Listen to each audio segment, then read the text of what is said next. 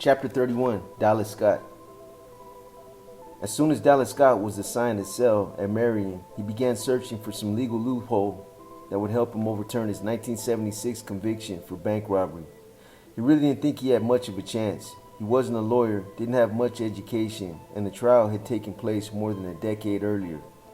But none of that mattered. Scott needed to find something to occupy his time in Marion, something to give him some hope.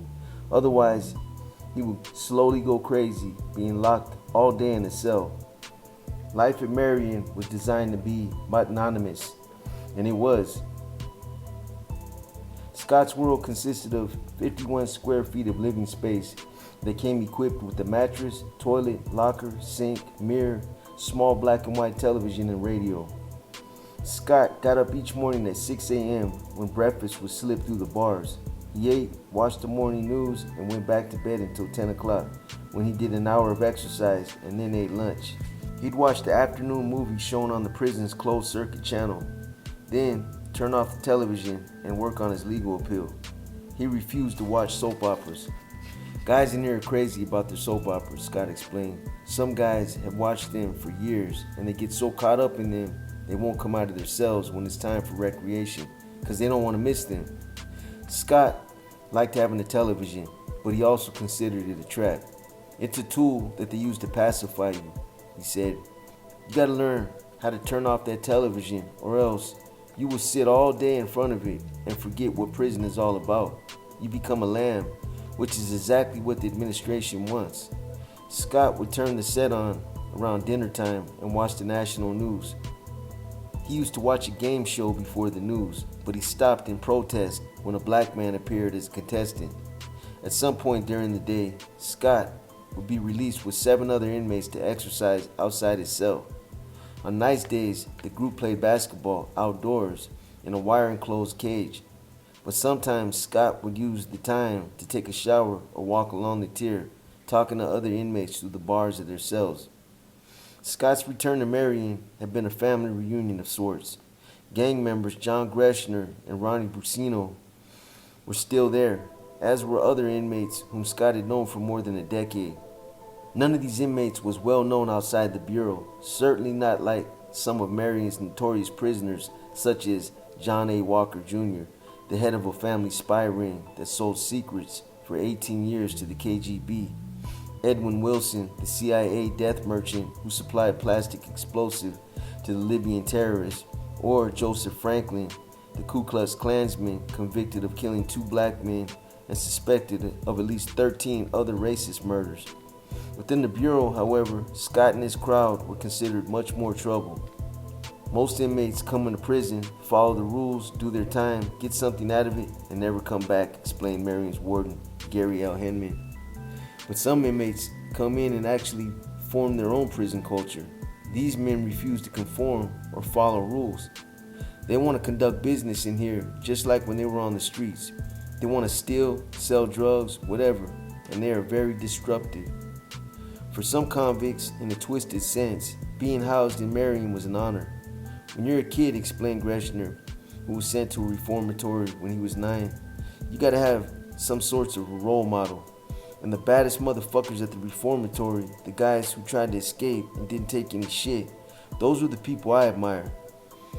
When he was 19, Greshner was considered to be such a sophisticated criminal that he was sent by Minnesota officials to a state prison, even though he was under 21 and therefore eligible for a youth facility. I liked it. I felt totally comfortable in that environment. Now at age 38, Greshner was the convict that young thugs looked up to. Scott saw himself much the same way. I know it sounds silly that some guy like me, locked in a cell, is a role model, but the reason these youngsters see me, or Tommy Silverstein, as a role model is because we stick by certain principles. I always tell these youngsters about Tommy and try to make them understand that Tommy did something he had to do, and we don't feel like he was wrong to do it. It's important for us and these younger kids to remember Tommy, because he's going to be down for a long, long time, and it's important that we keep him in our thoughts. This man had to find his own way to beat the drudgery of Marion. Some simply slept as many as 20 hours per day. As the years inched by, it became harder and harder for long-term inmates to recall what being on the streets was like. The highest suicide rate in the Bureau was among white men in their early 20s. Scott knew how, and so did Greshner, who had spent a cumulative total of 13 years locked up in various holes or in a cell at Marion. To be healthy, you need to interact with other people, and when you lose that, you aren't in isolation or locked up by yourself day after day. All you got is what you were carrying around in your head, Greshner explained. After a while, you start losing the extra baggage. You learn you don't need all the things that society says you need to survive and be happy. Your world starts shrinking, the memories get old, and you start losing your identity. Eventually, you hit rock bottom, where it is just you and your own demons, and the isolation forces you to examine yourself, your fundamental foundation of who you really are. Some people get to that point and find there is nothing there, so they string themselves up. Others break and bail out. They flip over because they are weak and can't make it anymore. But some get down to rock bottom and discover who they are. For me, Greshner continued, what I found was a hard, cold ball. I discovered that all I really needed to survive in this world is the will to live and a knife. Pour breakfast cereal in the sink in your cell, add water, and let it curdle for several days. It will become potent enough to get you drunk. Remove the thin steel wire from inside an eyeglass case and rub it against the bars. It will saw through them. You just gotta beat the man. Take the plastic wrap covering your food and roll it tight around a brush. Heat it with matches until it becomes hard. Then spend several hours rubbing it against the floor, making its edges sharp. You just made yourself a plastic knife and beat the man. All of these things had been done in Marion at one time or another, and just when guards were certain they had seen it all, convicts like Scott and Greshner would come up with proof that they hadn't. Greshner recently hit a piece of hacksaw blade up his nose. This is the best fucking thing you have done in a long time, Greshner, a guard marveled when the blade was removed. Beating the man was lesson number 1. Lesson 2 was to feed off the hate. Anything they do that doesn't kill you in prison should make you stronger, Scott explained. The more they try to break you, the more you want to beat them. Pure, unadulterated hate could sustain a man for years. Hate gave a convict a thirst for revenge and a will to survive, if for no other reason than simply to deny his captors the satisfaction of beating them. This was why the convicts were constantly belittling guards, Scott said. Even in prison, they had found someone to look down on. Every day was a contest of wills, a game of them versus us, a challenge. I don't care what your track record is for the last 20 or 30 years. A man can wake up in the morning and, for whatever reason, throw in the towel and give up, said Scott. The opposite was just as true. Every day that an inmate survived in prison without breaking, he had won a silent victory. He had beat the man. Armed with a dictionary, Scott began plowing through the yellow transcript of his trial, reading each word, studying every objection made by the lawyers and the judge's rulings. Each morning, afternoon, and night, Scott scoured law books, because much of what he read was lawyer gibberish. Scott frequently would look up each word's definition. He spent weeks going over and over his trial transcript, and when he finished, he was disheartened. He hadn't found any glaring errors. And then Scott made an amazing discovery. One of the documents that he had obtained was the pre-sentence report prepared for the judge who had sentenced him. The report was written by a parole officer who had routinely outlined Scott's family history, cited his previous crimes, and recommended that Scott receive the maximum 18-year sentence. But buried in the report was a bit of information that Scott had never known. It was about the gun that was introduced at his trial as the weapon used during the crime. Scott had been charged with robbing a bank on December 12, 1975, near his home in Sacramento. A lone gunman had walked into the bank, fired a pistol into the ceiling, and scooped the cash out of the teller's cages. The police had stopped Scott a short time later while he was driving his truck and had found a black and white shirt and a .38 caliber revolver underneath the driver's seat.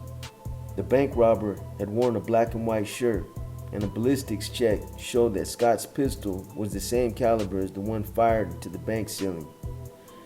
Those two pieces of evidence had made enough to convince the jury at his March 1976 trial that he was guilty. What Scott learned for the first time as he sat in his prison cell at Marion was that the Sacramento police had found someone else's fingerprints on the pistol. Scott quickly realized that his attorney made a critical error during the trial. The attorney had asked the police whether Scott's fingerprints were found on the gun, and the detective who testified said they were not. But the attorney had not asked whether someone else's fingerprints were found, and neither the detective nor the U.S. attorney had volunteered that information. The pre-sentence report also revealed that the police had found several fingerprints inside the bank that they believed belonged to the gunman, yet no similarities were found between these latent prints and the fingerprints of Dallas Scott. The fact that someone else's fingerprints were found on the gun was significant, Scott claimed, because he frequently loaned his truck to his friends, most of whom had criminal records. Had his attorney known about the fingerprints, he would have argued that someone besides Scott had borrowed the pickup, found the pistol under the front seat, and used it to rob the bank. There was another tidbit of information in the record that Scott found interesting. The black and white shirt that was discovered in his truck had short sleeves. None of the bank tellers who testified at the trial had described the gunman as having tattoos, yet Scott's arms were covered with them. And in a short-sleeved shirt, they would have been easy to spot. The trial transcript provided Scott with one more discovery. After the U.S. attorney introduced the gun as evidence, Scott's attorney had objected. He claimed the gun and shirt had been seized illegally because the police had searched the truck without a warrant. The judge heard the complaint, overruled it, and then adjourned the trial for the next day because it was getting late. When Scott reached page 431 of the trial transcript, he realized that the court reporter had not transcribed his attorney's objection and the judge's ruling on it. That meant the official transcript was incomplete. This was crucial, Scott claimed later, because my appeal was handled by a different attorney who had not been at my trial. Scott felt optimistic. He believed he had found two reasons for a judge to set aside his conviction and order a new trial. If that happened, Scott figured the robbery case would most likely be dismissed. After all, the robbery had taken place in 1975, and Scott was certain that most of the witnesses wouldn't remember enough to testify against him at a new trial. Scott began writing a request for relief. In it, he claimed that the federal prosecutors had failed to disclose evidence favorable to him, the fingerprints on the gun, that the official court transcript was incomplete since his attorney's objection and the judge's ruling were missing, and that his attorney had done an inadequate job of representing him. Scott buttressed his request by painstakingly listing other legal precedents. See Brady v. Maryland, 373, U.S. 83 Scott Road, and Baldwin v. California, Arizona, 1982, F2D, 565. To make certain that he hadn't missed any applicable cases, Scott added, see also the 4th and 8th Amendments to the United States Constitution. Before mailing this petition, Scott added a final personal note to the judge. He didn't have any money, he explained, nor did he have the experience to muddy clear waters with wily tricks. His only experience inside a courtroom was as a defendant, but he had spent 22 years in prison because he had been found guilty of breaking the law. Now, for the first time, he said, the law was on his side. My complaints here are serious and legitimate and are easily verifiable through any effort at all on the court's part. The petitioner is painfully aware that any court in the land could easily find a dozen ways to subvert this petition, but trust and praise this honorable court to weigh and judge these issues honestly, fairly, and strictly on their merits, then render a fair and honest decision. Scott mailed his request to the appropriate court. If the judge ruled in his favor, it would be the ultimate irony, a convict legitimately beating the man at his own game with his own rules.